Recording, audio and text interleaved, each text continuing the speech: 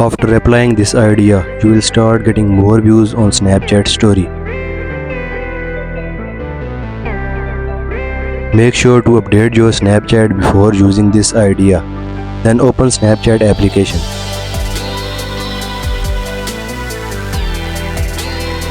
Then click on the profile icon in the top corner. Now click on My Story icon. You can see my story gets very few views. Don't worry if your story gets very few views. After applying this idea, your story will start getting more views. Now click on the setting icon in the top corner. Scroll down. Now tap on the View My Story.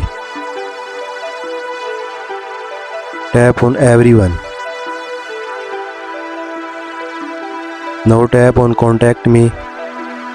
Now tap on Everyone. Now go back.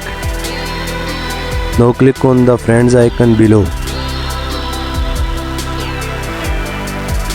After that, click on the Friend Request icon at the top. Add all the people shown in quick add.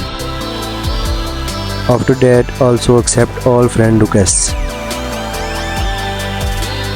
After applying this idea, the number of views on the story will start to increase.